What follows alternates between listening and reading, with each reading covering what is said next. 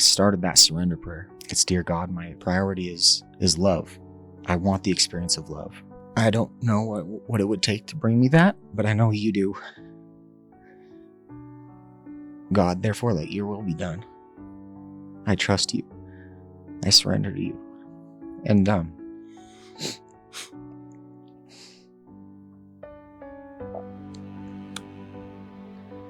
excuse me, right when I said that, it felt like somebody had dumped a 5-gallon bucket of ice cold water on me, to where I shot up. I was out of breath. I was looking around like, who just dumped water on me?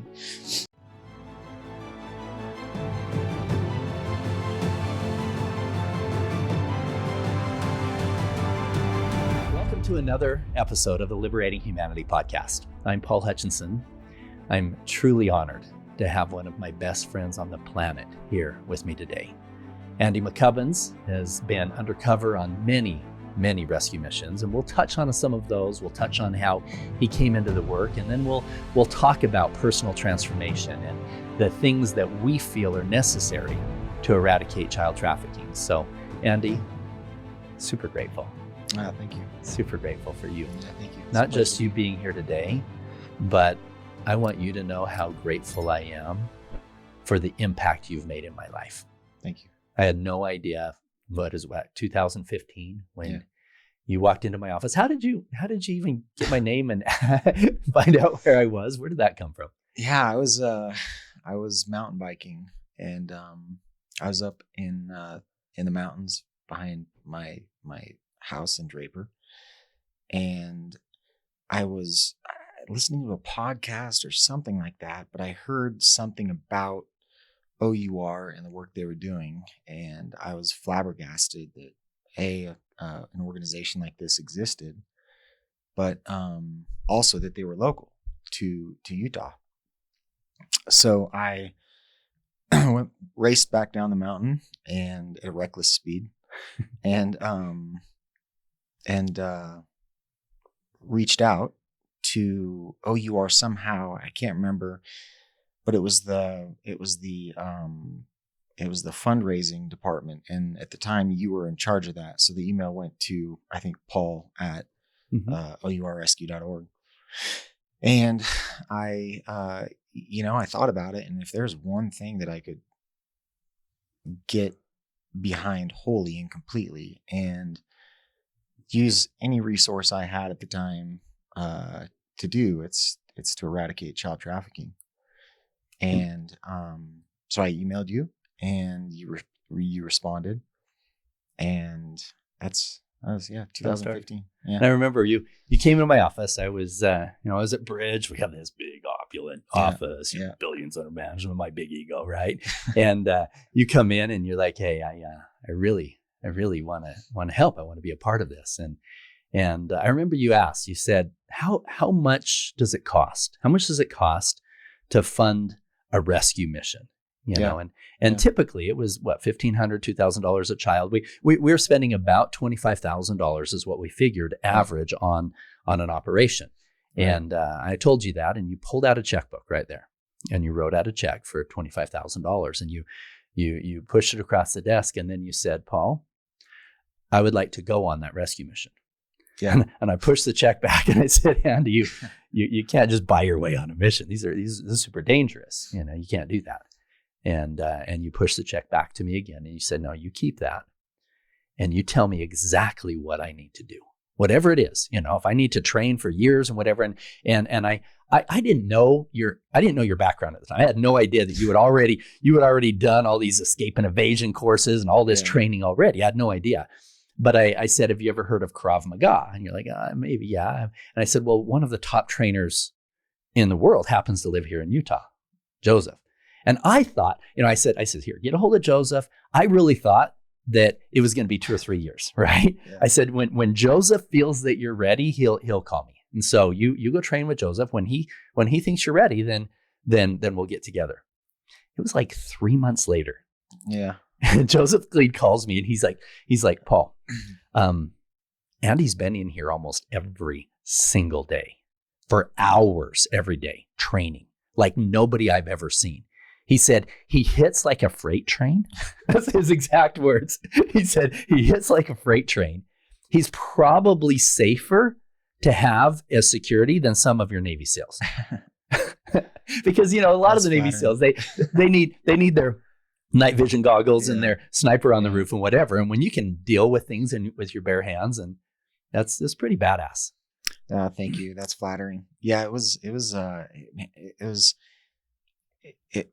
awesome. It was for a cause, right? And so if you are truly passionate about something, you will put everything into it and you'll give it your all. And that was the barrier you gave me. And I'd done I'd done training before. I was an adrenaline junkie, still am an adrenaline junkie, not so much anymore, but I would go and do these programs with these former special forces guys. Yeah, that would teach like hostage rescue, hostage escape, tactical room clearing, and I would do these courses and these race car driving courses and tactical driving courses, which we used on an operation a couple times. We did, yes.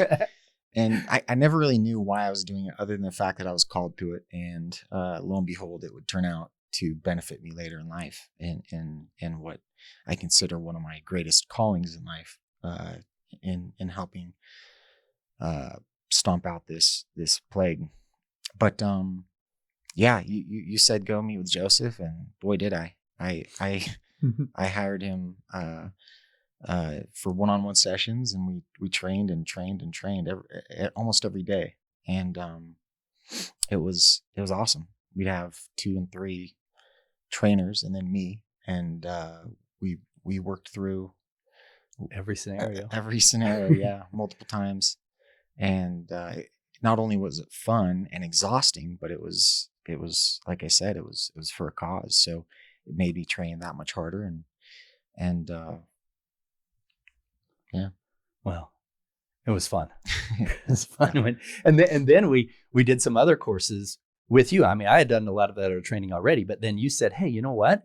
I've got some stuff that I've trained with. And so we brought in Jeff Kirkham. Yeah. Went to your place. And Jeff was a former Green Beret, right? 28 years Special Forces. Yeah. And worked for one of the agencies. Amazing. In fact, him and his wife are the real Mr. and Mrs. Smith. They are. Right? They are. They absolutely are. There were times where she was watching the cameras and stuff while he was on the ground doing stuff. Yeah. And then there was times where she was, they're both badass. She is a force to be reckoned with. Yeah. I am glad that, I know her and love her, and she knows me and loves me, because I would not want to be on her bad side. Jeff as well. Wow.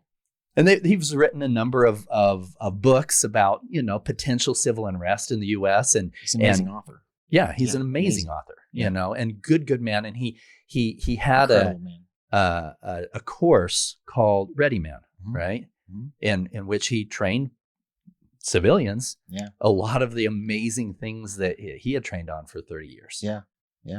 It's funny. One of the, to graduate the course, we went to this cabin, and he and his buddies, and some of these guys were like, the original founders of Black Rifle Coffee Company. So you had Evan there, and Jeff, also one of the founders, and we got to this cabin in the middle of nowhere, and I can't remember how long it was. Maybe it was 3 days, 4 days, something like that. So they're teaching you, and then it's all right, guys. Well, the final exam is you have to sign this waiver. And we're like, anytime you sign a waiver, you're gonna do something fun.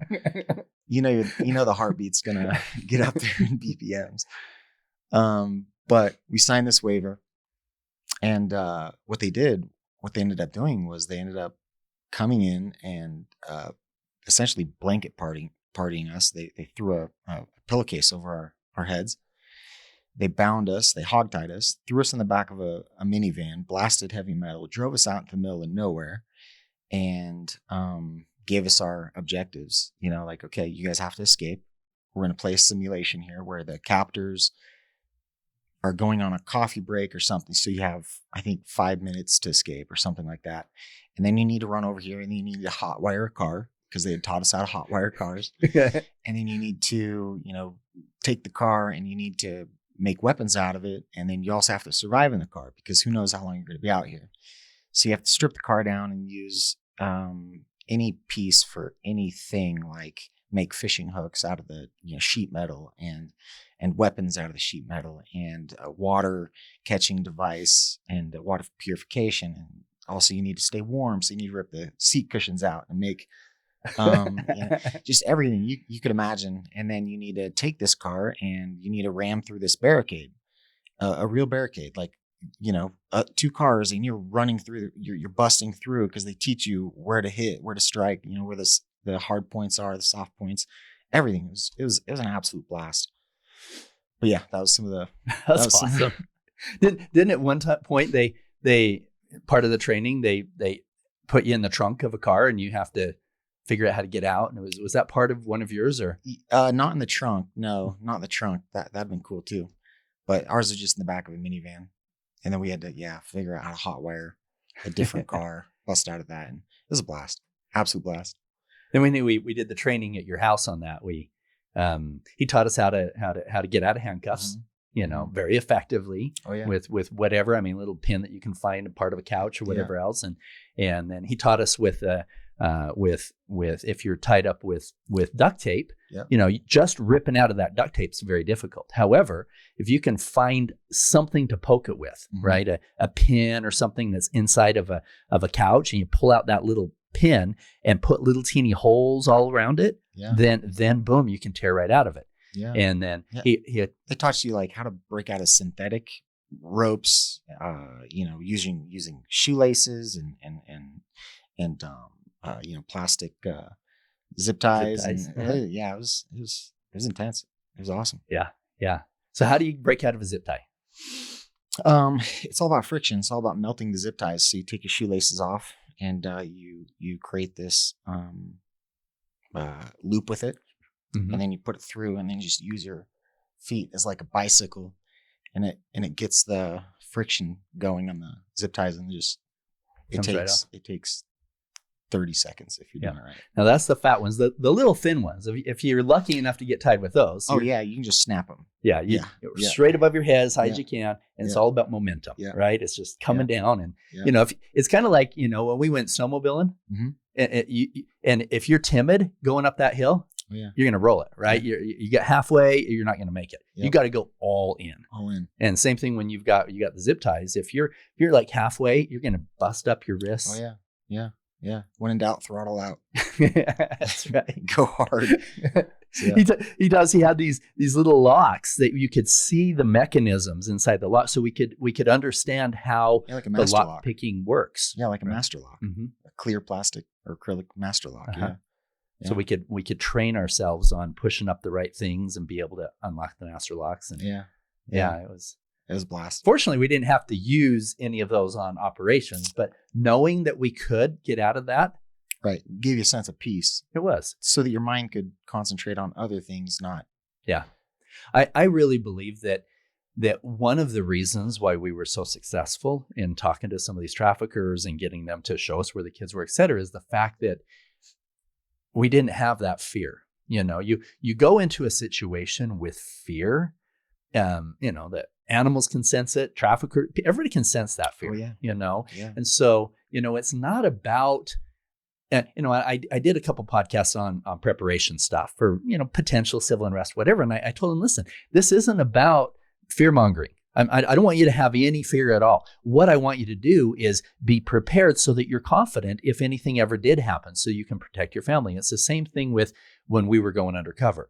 Is by you doing that training with Joseph, and you knew that you could handle yourself with your bare hands if something went awry, and you could get out of handcuffs, you can get out of zip ties, you can get out of tape, whatever. Right. Then that confidence allowed us to focus on the mission at hand instead of go into those dangerous situations from a place of fear. Oh yeah. What's funny is they did a study on victims and attackers. You're probably familiar with the study, but they asked all these attackers, like, how did you choose your victims?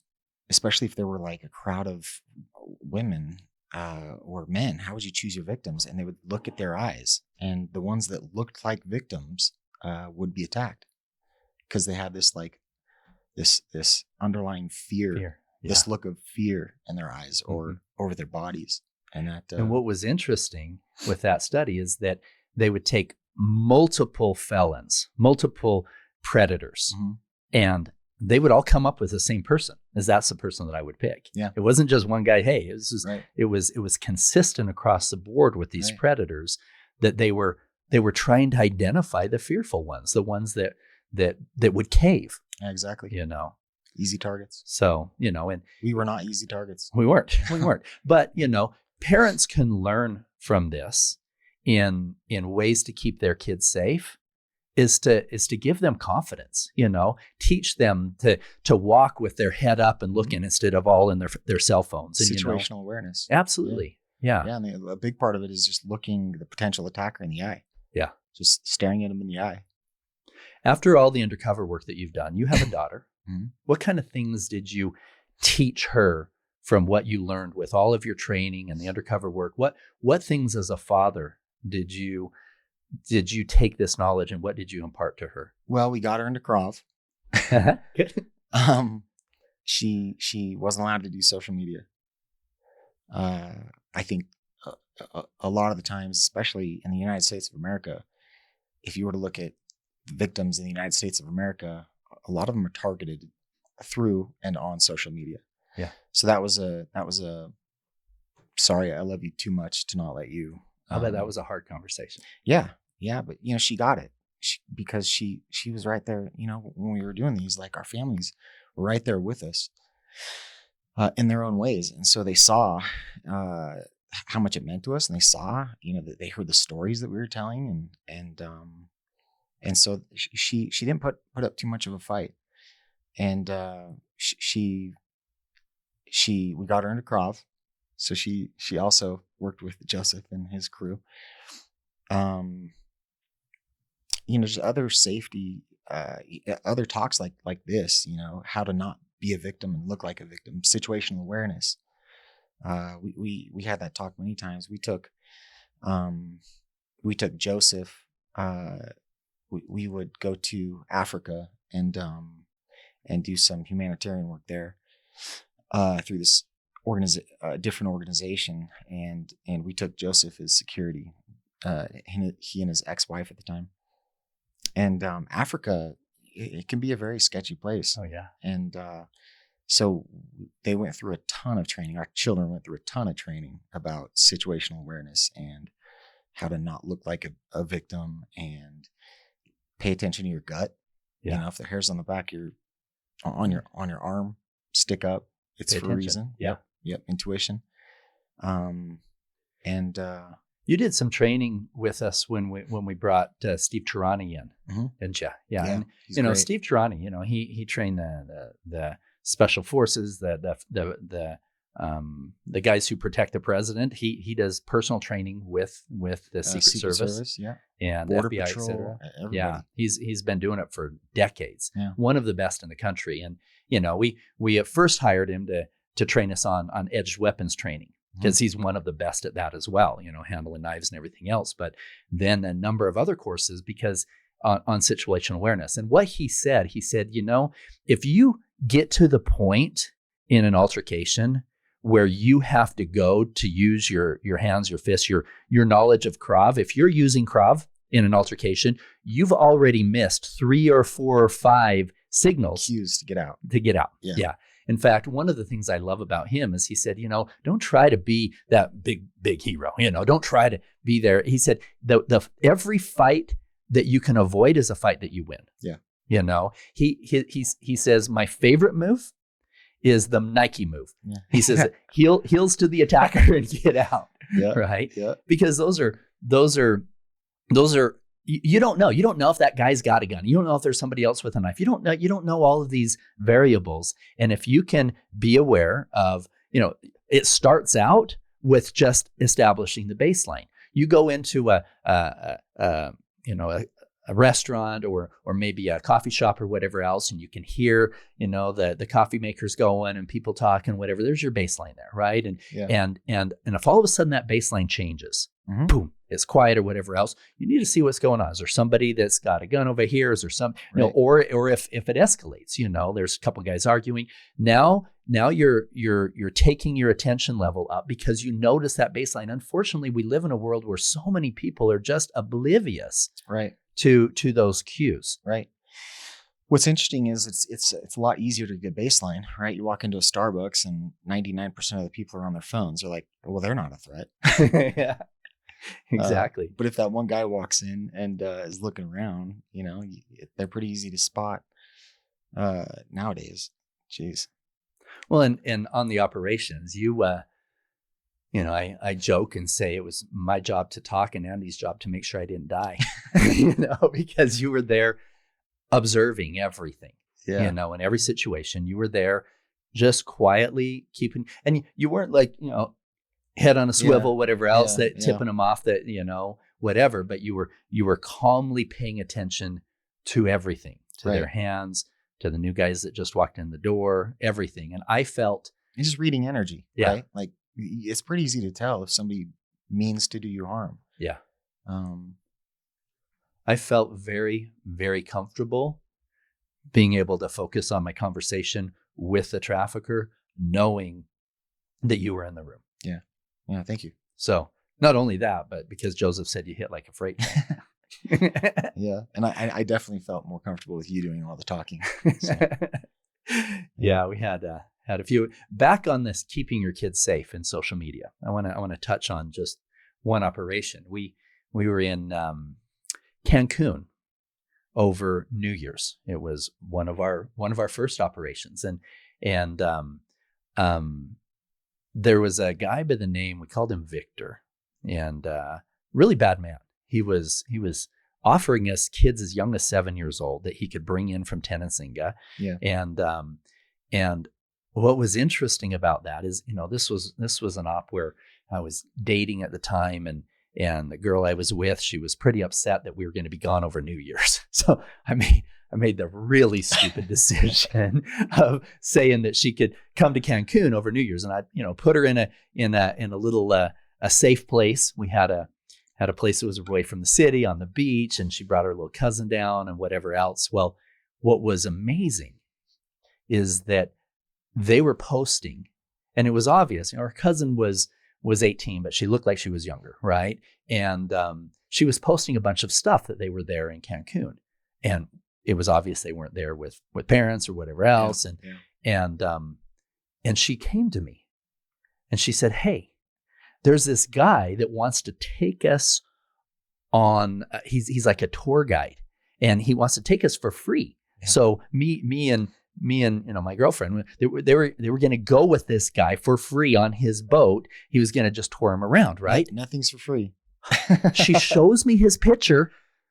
It was freaking Victor. Same guy. Yeah. It was the guy that was offering us children, and he was looking through, because on social media, if you're just randomly posting, you can run some algorithms and figure out everybody that's in that area that's posting, that's saying, "Hey, I'm in Cancun right now," right?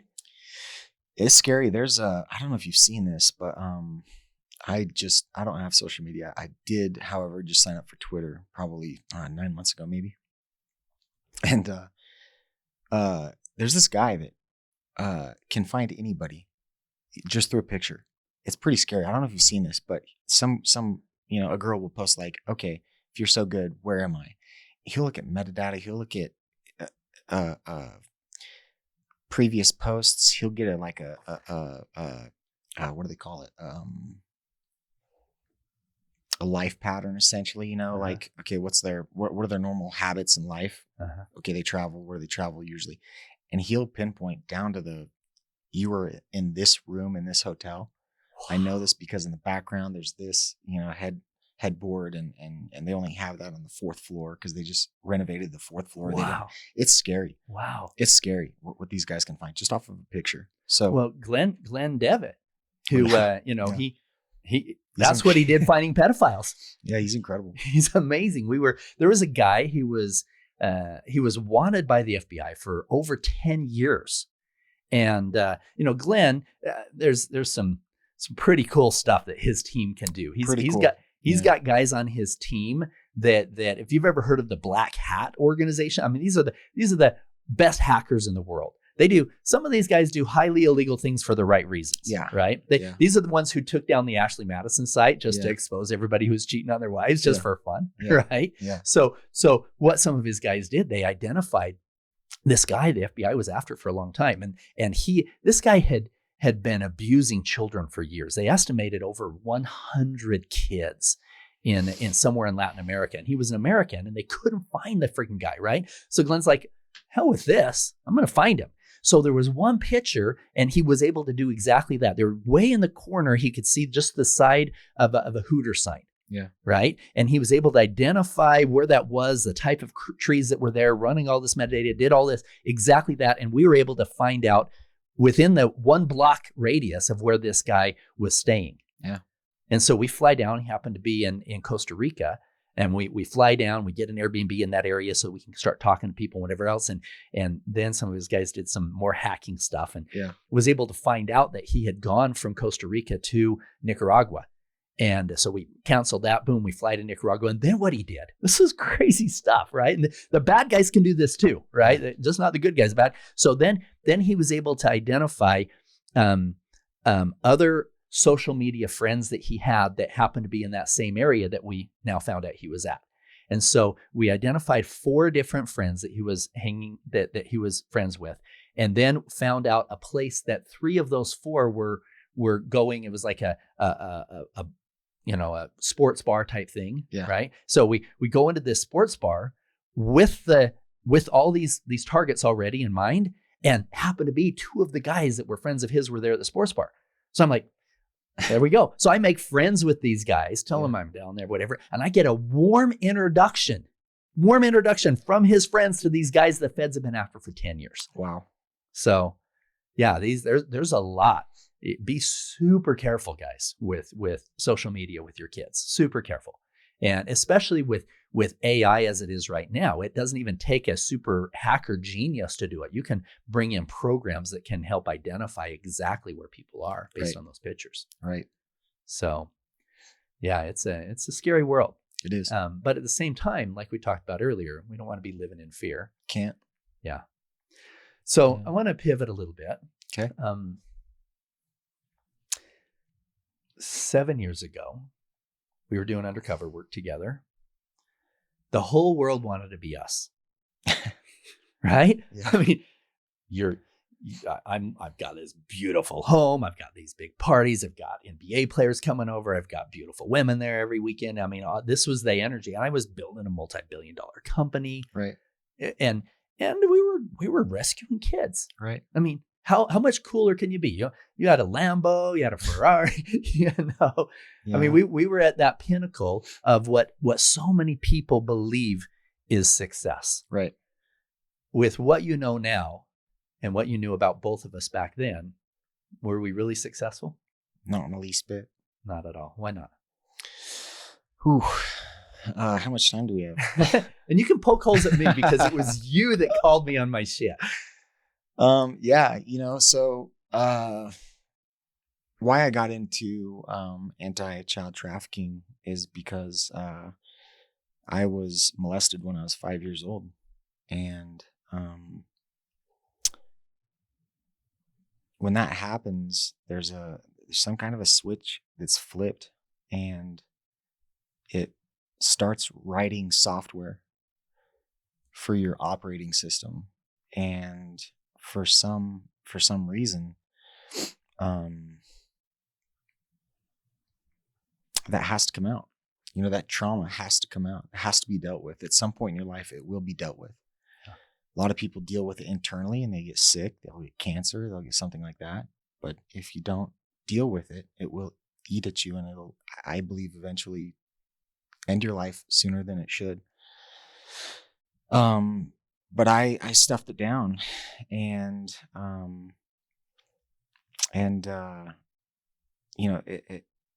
what that 5-year-old operating system did is it created a very promiscuous boy, and then a very promiscuous man. And the greatest deficit I had in my life was I didn't love myself.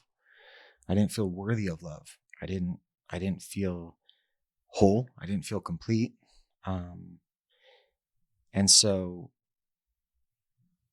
I'd hurt every girl I dated. I thought that, well, when I get married, everything will be just great, because that's my weakness in life, as being promiscuous. So, I grew up LDS Mormon, and you're taught that sex before marriage is a pretty grave sin, and so I thought, if I had done that once or twice or 5 times, that God just didn't love me, and I was going to hell,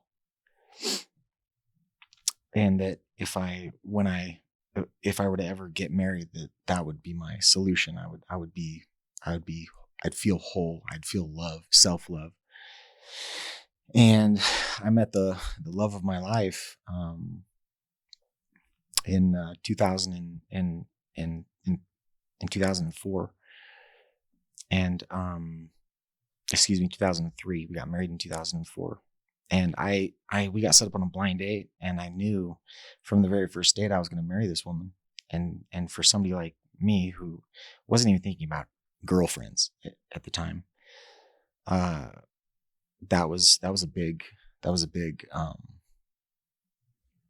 kind of, it was a big eye-opening moment, because my soul knew this woman, and I couldn't. It was like, holy cow, I was taken aback. And so we ended up getting married, and I had been excommunicated from the Mormon church, and then I got rebaptized in the Mormon church. And then my father married us civilly in 2004. And then we got married in the Mormon temple like a couple of years later. It took me a couple of years to get rebaptized. So I did that, and everything was great, but I never felt, I'd started businesses. I'd made millions of dollars. Yeah. Had a beautiful family. I had everything. I had the cars, the boats, the family, the trophy wife who just loved me and loves me still today. Wonderful kids, perfect in-laws, like everything. And then, even all through that, I never felt whole or complete. I never loved myself. And the saying of, you can't truly love anybody else until you love yourself. That is so true. That is so true. And so, I was always chasing, I thought if I made more money, I would be, I'd feel whole or complete or successful.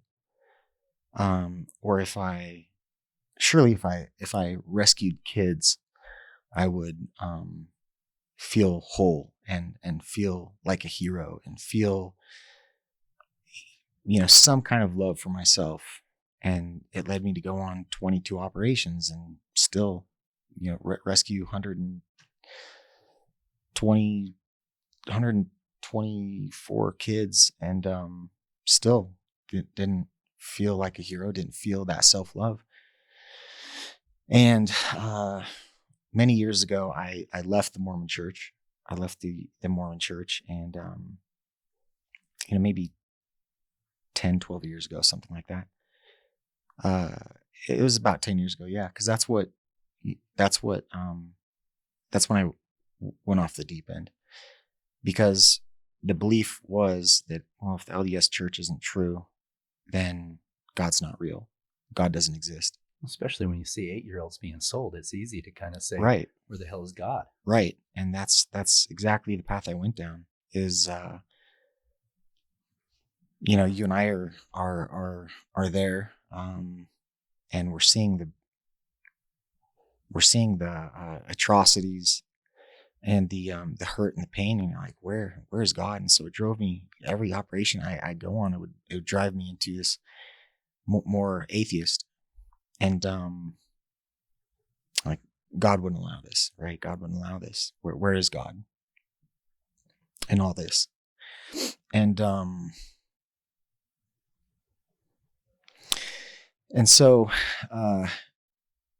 that I went off the deep end and was unfaithful on many occasions, and always just trying to satiate myself, right? But I was insatiable. I couldn't make enough money. I couldn't buy enough cars. I couldn't have a bigger, more beautiful home. I couldn't have a wife that loved me, as even though she did. I never questioned that. Like, oh my gosh, she is my queen, and she has always loved me. But I just couldn't feel that. She would literally tell me how incredible of a man I am, and how proud of she is of me, and my kids would tell me that, and people would tell me that, and it would honestly, Paul, it would make me sick to my stomach. It would make me sick to my stomach, and that lasted until 7 years ago. I was given a book by our friend Jimmy, and it was a book called Tools of Titans. And Tim Ferriss wrote it, and he, interviewed all these titans of industry to see some common denominators, to see if there were common denominators. Like, okay, is there some kind of a secret recipe or whatever that makes these guys, gives them a competitive advantage over the average person? And in this book, he talks about this thing called plant medicine. And so I was for some reason drawn to it. And I did, my wife and I were at this birthday party for these friends of ours at the time. And this couple walked up to us, and they started talking about plant medicine. I was like, holy cow, that's weird. I just read this book, and they start talking, and they invite us to this ceremony. And, they're bringing this facilitator in from California, and, it was full, but maybe we could get in. And my wife was very hesitant because she didn't smoke, she didn't drink, she doesn't even drink coffee, and never has, right? She's a very clean person, and she was like asking questions about it. I was like, well, this is weird, this is interesting. Well, I had already hurt her, and it had already come out. I did the 2 years sex addiction recovery therapy.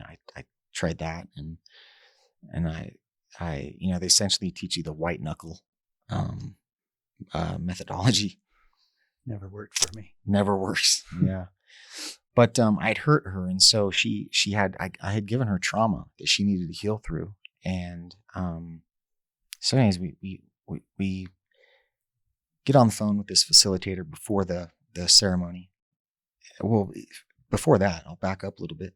So they tell us about this ceremony coming up, and the guy that's telling us about the ceremony, my wife went to this massage therapist every week, and she's walking into the massage therapist office, and the same guy walks out. She passes him. She's like, "Holy cow! What a coincidence!" It's 2 days later. Never meeting this meeting this guy before.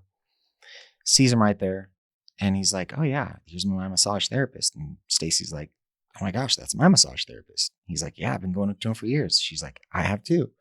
She talks to the massage therapist. Massage therapist is like, "Say, Stacy, you absolutely need to do this. I've, you really should do this." And she trusted him. So she's like, okay. But she was leery. She was also going to a therapist, an LDS therapist. And the LDS therapist, she brings it up to the LDS therapist, and the LDS therapist is like, "Stacy, you should absolutely do this. I would have brought this up to you, but I would have lost my license. But now that you brought it up, I've seen some tremendous benefits from this." And this is an LDS therapist. So Stacy's like, "All right, that's these are signs, right?" And so we give this we had to talk to the facilitator before we could go. and do, kind of like an evaluation to see if it was right for us or not. And this we played phone tag. My wife and I were driving back from a date downtown, and I'm driving on the freeway, and Stacy calls the therapist or the facilitator. She puts it on speakerphone. The therapist answers the facilitator answers the phone. He says, "Hi, this is so-and-so." And that same feeling that I got when I met my wife, like my soul knows her, is the same feeling.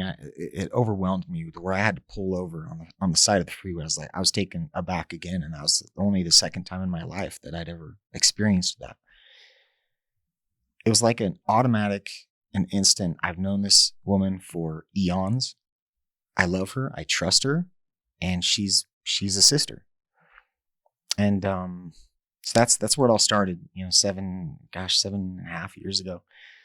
We go to this event, this ceremony, and what it did was, I walk in, and there are these beautiful women there, and the facilitator administers the medicine, and I take the medicine, and I don't feel the effects for hours because my walls were that thick. And, before that, I'd never been able to feel my heartbeat. So they were trying all these exercises, like put your hand on your heart, feel your heartbeat, and never could, ever. And finally, these two women jump in my lap and are like, "Come on, Andy, you can do it. Let your walls down," that kind of thing.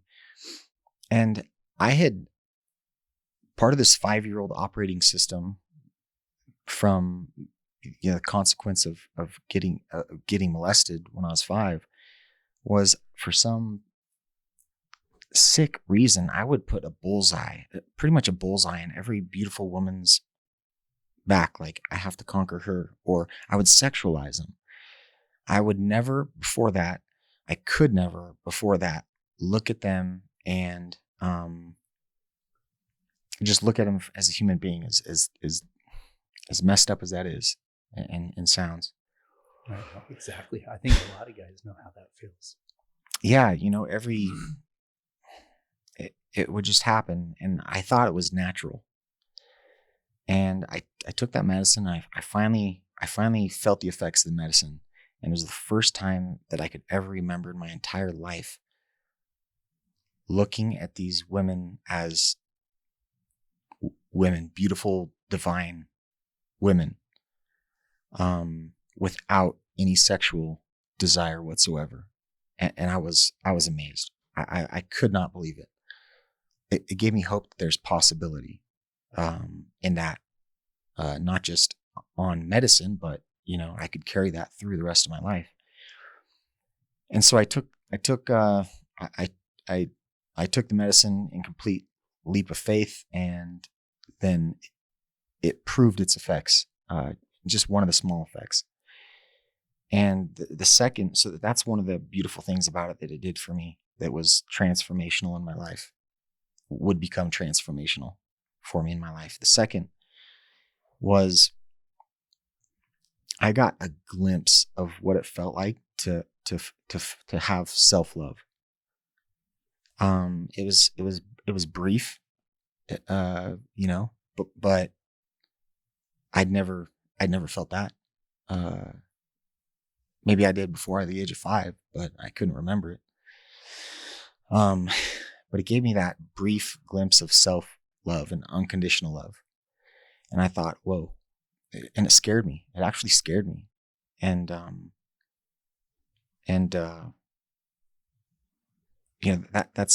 was where the journey started for me, for the transformation of my life. I remember when you had brought me into this space, and one of the most beautiful conversations I had early on, besides my own personal breakthroughs in similar ways. I was in a toxic relationship, and women were just sex, and I was on my second marriage, and it was headed for a divorce. And But beyond that, I remember us having a private conversation about God. Mm-hmm. And it's beautiful in that space. Both of our walls are down, our ego walls are down, and we can talk with this beautiful resonance that we're both in this space together. And you said, Paul, I just have to tell you, I have a hard time believing that there's a God, with what we've seen with the kids and what's going on there, and with what's happened in my life. And we had both gone through a childhood where our perception of God was angry, jealous, and judgmental. And absolutely. And with a God who would remove his presence and thereby his love from us for doing things like masturbating or objectifying women or drinking coffee, whatever. Turn his back on you, not allow you into his kingdom or presence. Yeah. It was difficult.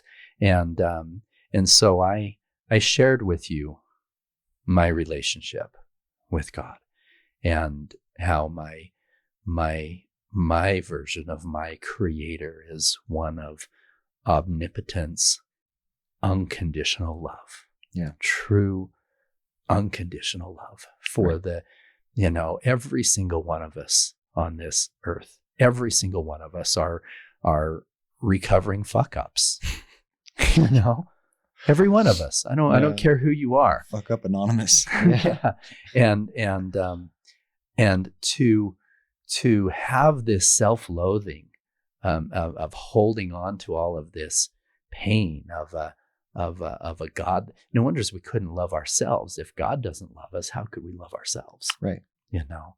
And that was a super beautiful conversation. It was an extremely beautiful conversation. And it meant a lot at the time because I hadn't thought about it in that way. How's your relationship with your creator now? If you were to ask me what my greatest accomplishment is, it would be my relationship with God, with Jesus, and my family and tribe, my relationships and myself. That is my absolute greatest accomplishment are my relationships. I have, you shared with me on one of those journey experiences, you shared with me your it's called Andy's Jesus playlist, right? Right. Yeah. And it has all these beautiful redeeming songs.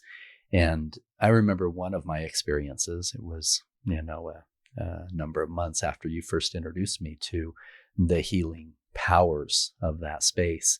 I was in experience with the plant medicine and I had my own headphones on, and I went where I was completely alone, and I was laying down, and I had another playlist. It was one of the Journey playlists, and it had this, beat music, boom, boom, boom, and whatever. And I closed my eyes, and the medicine took me to a place of pure, complete empathy like I had never felt before for the people that I had hurt.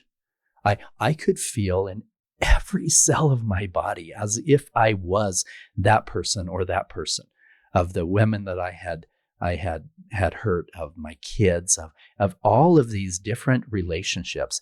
One at a time, I could feel as if I was them when they were hurt by me. And it was heavy. It was so dark. And at one point, especially when the medicine was showing me that empathy for my kids, it took me to the pit of hell. Yeah. It was so dark. It was so heavy. I was so deep down in the ground that I couldn't even breathe. I was like, oh, this is hell. This is hell. Yeah. Feeling how they felt.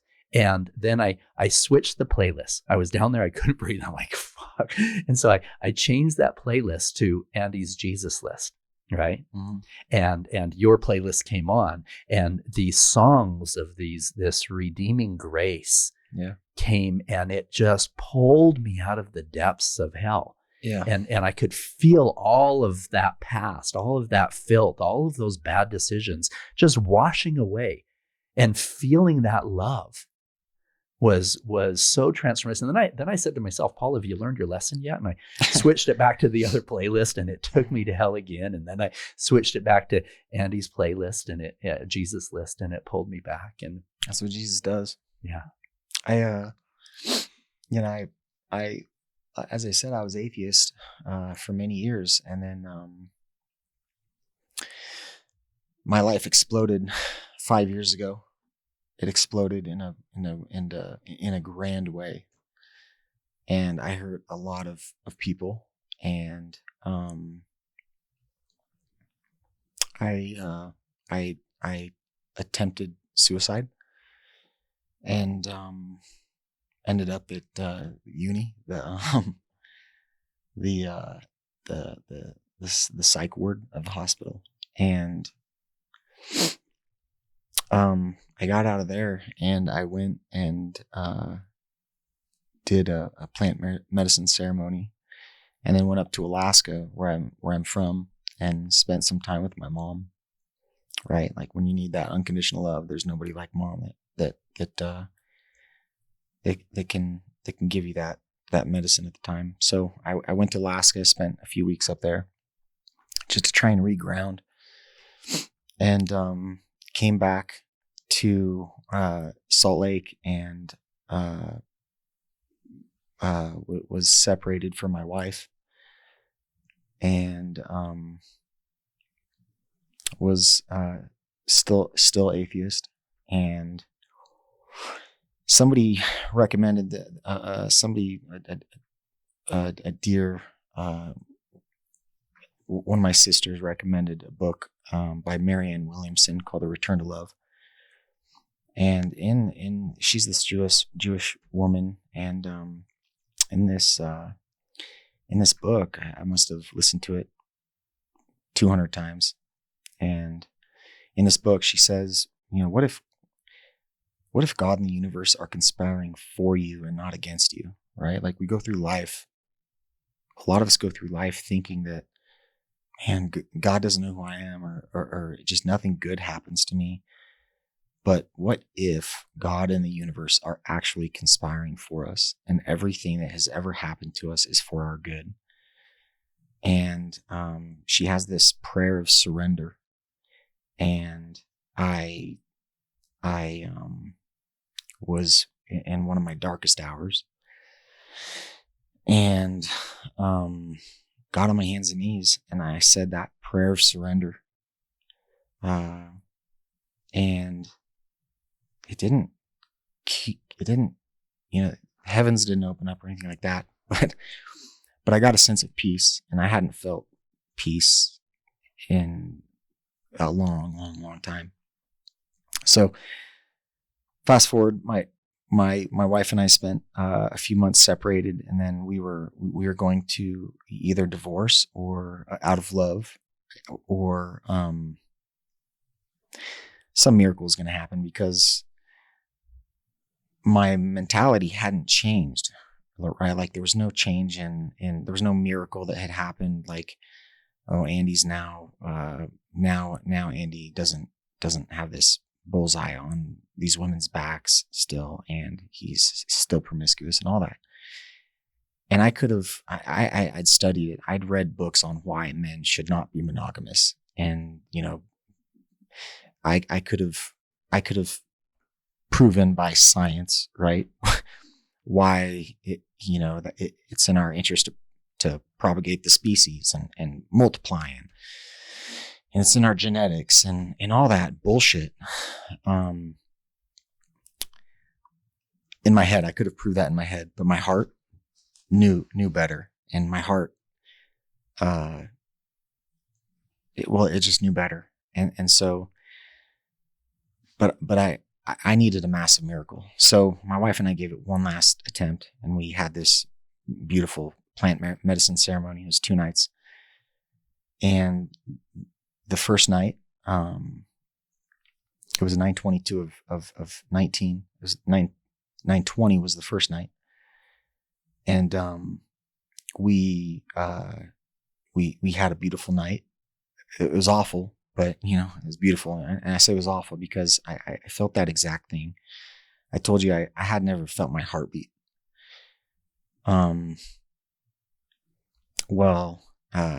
That night I was still trying to feel my heartbeat and I couldn't.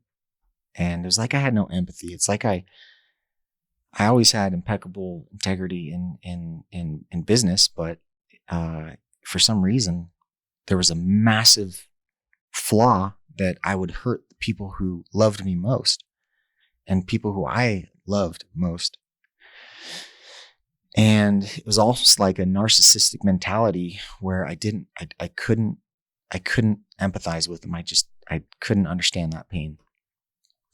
And that night it was the same thing. I felt every ounce of pain,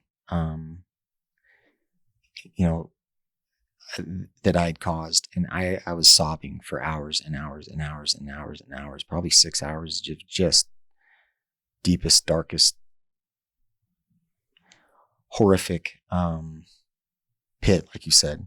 And it's like I was in her heart and I could see her heart beating, and in my daughter's heart and see her heart beating and feel the pain that I'd caused. And it was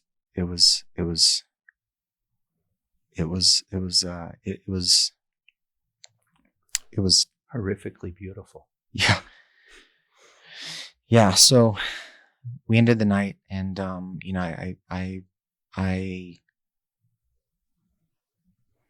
it was a beautiful experience, but I wasn't cured. I still didn't, there wasn't that big of a change in my operating system and my software system in Andy.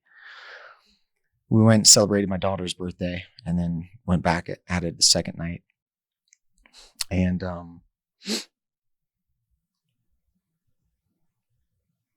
the second night was I don't remember a lot about the second night, except for towards the end of the night.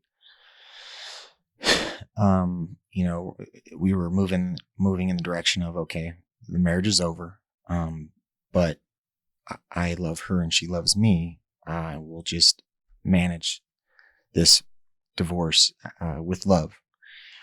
And, it was about midnight, and, our facilitator, was cooking soup in the kitchen. And I was on my hands and knees, and I was laying next to my wife, my wife was laying next to me on her back, and I was on my hands and knees, and I was meditating, and then I started that surrender prayer. It's, dear God, my priority is love. I want the experience of love. I don't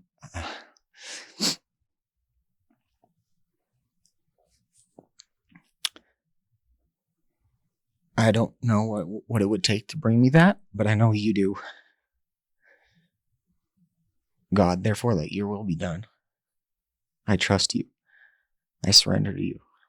And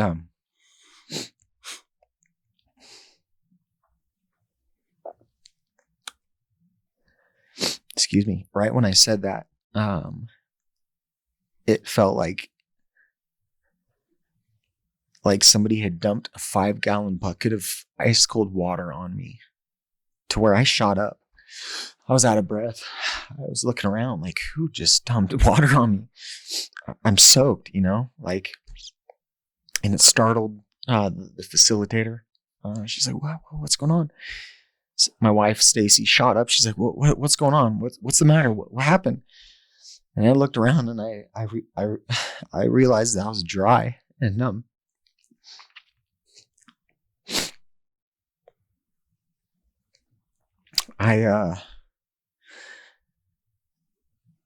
The first words out of my mouth were, thank you, God.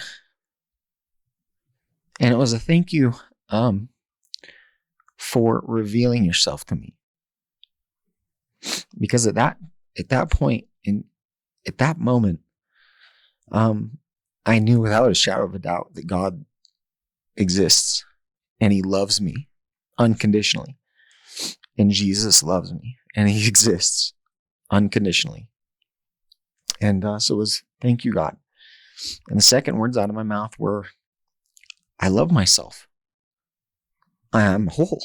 I am complete. And as simple, stupid as that, right? Like, how often is I love you said? How often do people tell you they love you, right? But like, to love yourself, to feel that, and to know that, that in my opinion is the greatest gift. One of the greatest gifts on earth is to love yourself. And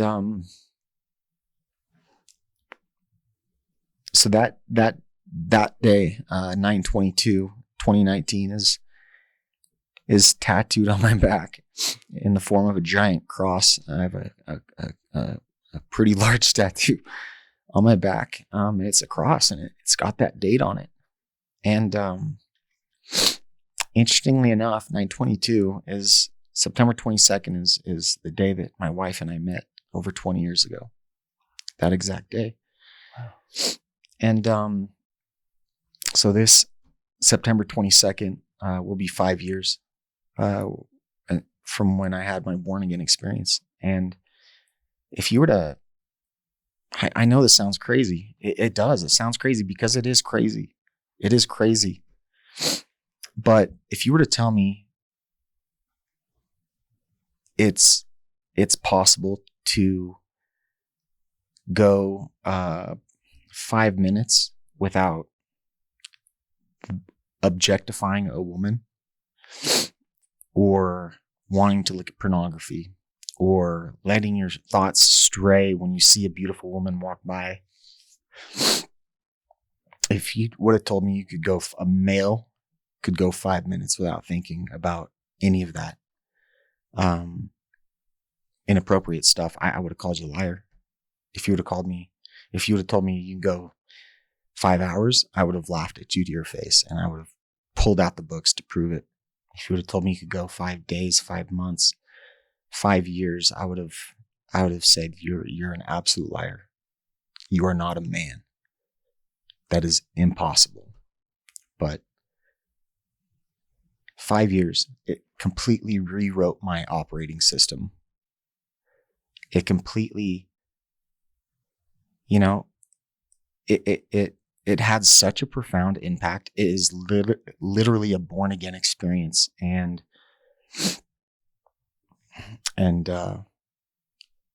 it all stems, I believe, from that self-love. And I believe all the pain that I had caused was from a lack of self-love. And I bet 99.9% of the trauma caused is because that individual does not love themselves. I feel whole. I feel complete. I'm free. I feel loved. I know I'm loved. I love myself. And that, I know God loves me. I know Jesus loves me. I know my family loves me. My friends love me.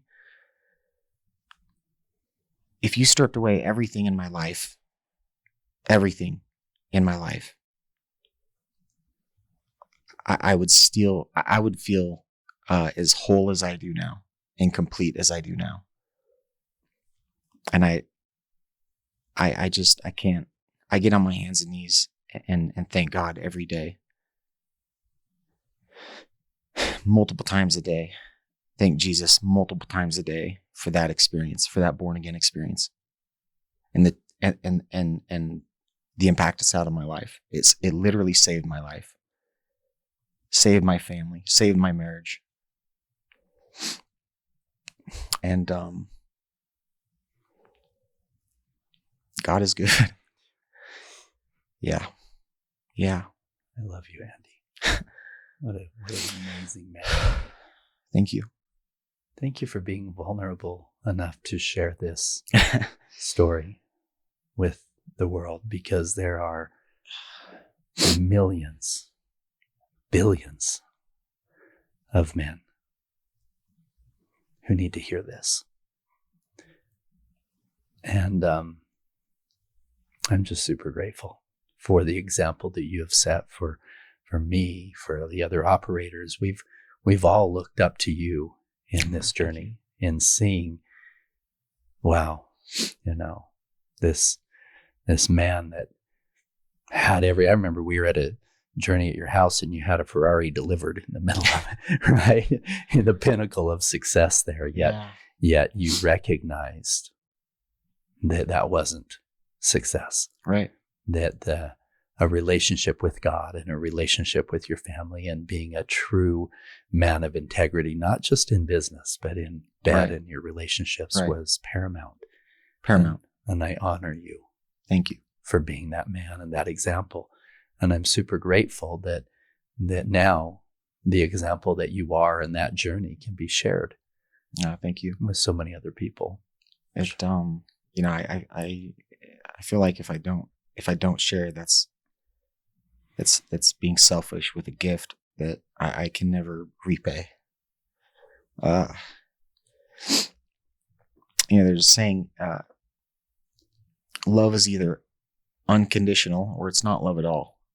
And there's no thing that anyone can do to make God love them any more or less than he already does. And that was not something I had ever believed in. So if there's one thing that I could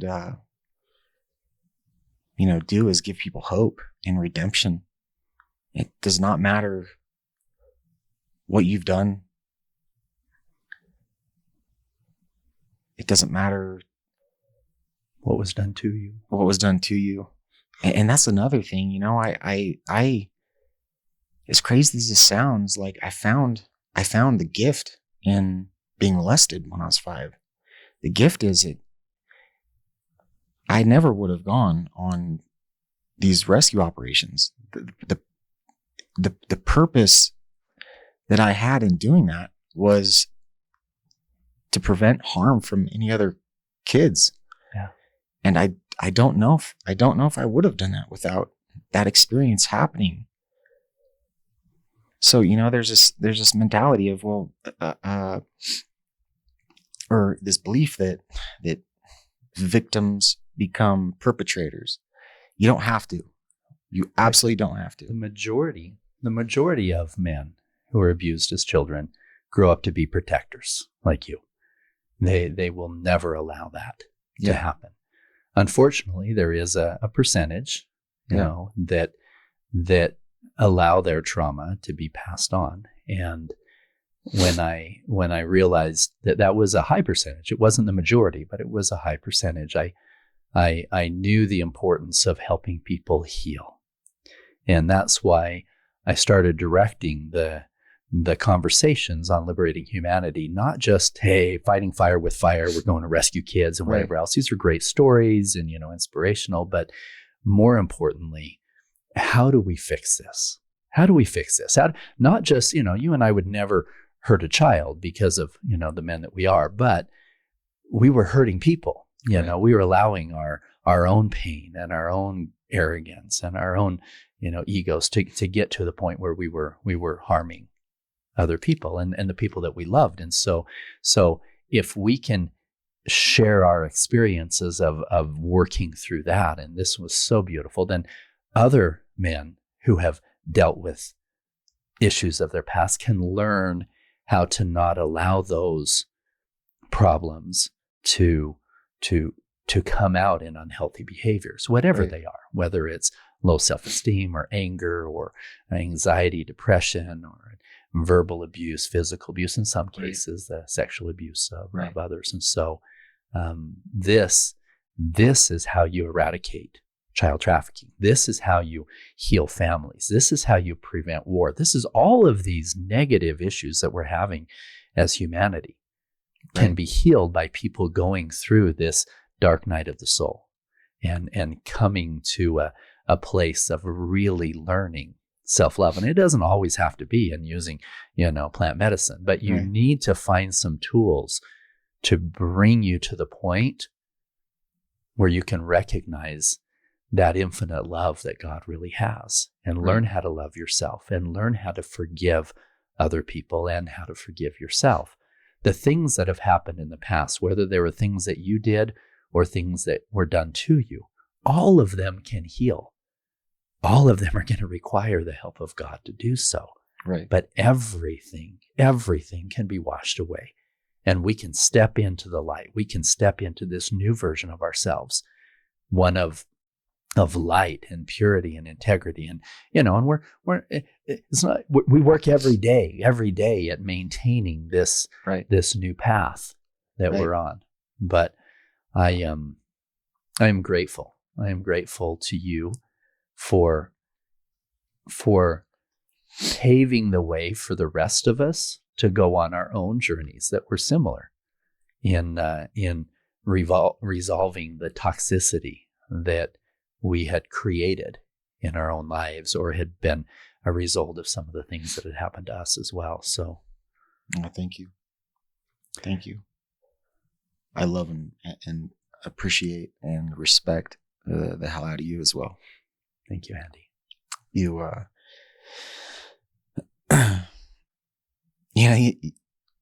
You always wonder what your friends would do if when you're in your darkest moment. And you were one of the friends that, not for a second, abandoned me. So thank you. I love you. God loves you. He does. I can say that. It just glows. Well, thank you. Thank you for spending time today. Thank you for being vulnerable and sharing such a beautiful transformation. You're going to positively influence countless lives by the willingness to share your story, and I'm super grateful for that. Thank you. If I can affect just one, that's a win. It's a win. Thank you for joining us today on the Liberating Humanity podcast. This has been one of my favorites, with one of my best friends on the planet, who has served undercover in so many rescue missions, but more important than that,